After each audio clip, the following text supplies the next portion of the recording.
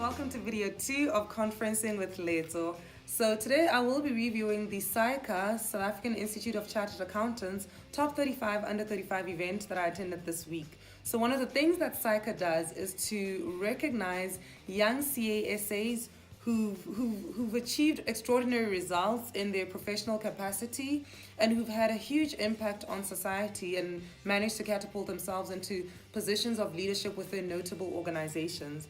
And so I will be reviewing it based on the following subtopics. I'll review it based on ease of registration, the venue, the food, the gender and racial diversity, the presence of notable top management individuals, as well as sociability. So with regards to ease of registration, this event was so easy to register for. Because it was an RSVP event, once you got there, all you did was just sign next to your name and go on to network.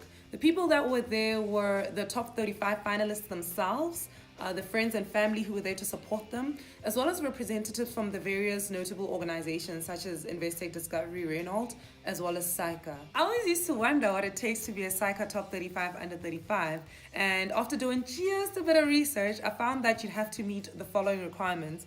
You have to be a member of SAICA, so that means you have to be a CASA. You have to have willpower and vision to succeed. You have to epitomize what it means to be a leader and have perseverance to achieve your goals and your dreams. You have to be a risk taker and a paradigm changer. You have to transform a business and change views. You need to stand out amongst your peers, and you need to lead where others follow. And I found that all of the finalists that were there either epitomized either one of those characteristics or all of them. So the venue of the event was at Urban Tree in Kramerville. The venue was stunning. It was well decked out for the event. The lighting was nicely dimmed to facilitate networking. There was an indoor section, an outdoor section. There was an open bar. It was accessible. So I really liked the venue, and I'd give the venue a solid 5 out of 5. And the food. The food, it was roaming food. So there wasn't any one particular spot where you can go and get your food.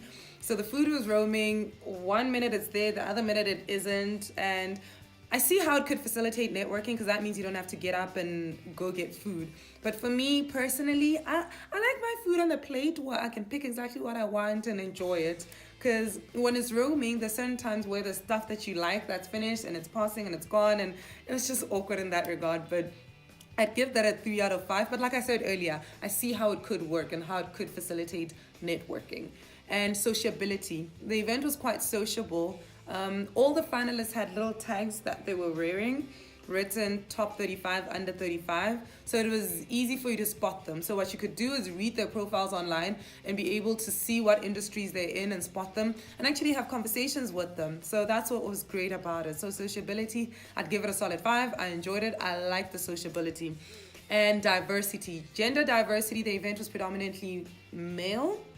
And with regards to the racial diversity, it was predominantly Caucasian. So those were the dynamics of this event. So what did I take from this event? Geez, I took a few things from this event. The first is I realized that young people really are the backbone of this country. I felt so inspired. I was reignited to do more, and I was just proud to see young people doing great things. And another thing I learned was, do not underestimate your dreams, your capabilities, your goals, and your skills.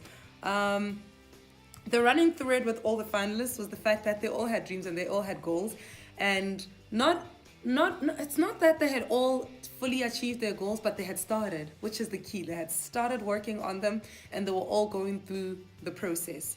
So I also learned that networking is key, and that they didn't get to where they got to without solid backing. They had mentors that they spoke to. They had super brains that they tapped into and spoke to regarding their dreams. So that's what I took from it, that speaking to people is key. Letting people know what you want and the direction in which you're going is also key. It also reinforced something that I already knew, which is the fact that people are not islands. People need to work together in order to achieve their goals, in order to achieve certain things for this country, privately or otherwise.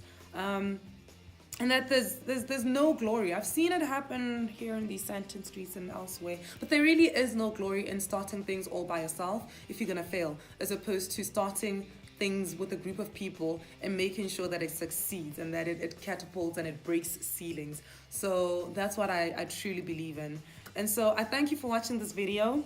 I have included links below to the SAICA Top 35 Under 35, so you can click on it and read more about it. And please subscribe to this channel and follow me, Conferencing with Letso, on YouTube, Twitter, as well as Facebook. This coming Tuesday, I will be attending the African Women's Movement event. It's the screening event. It takes place in Durban. So if you're an AWM member based in Durban, this one is for you. I will be recording the video on the event, so that's the next video coming up. I thank you and goodbye.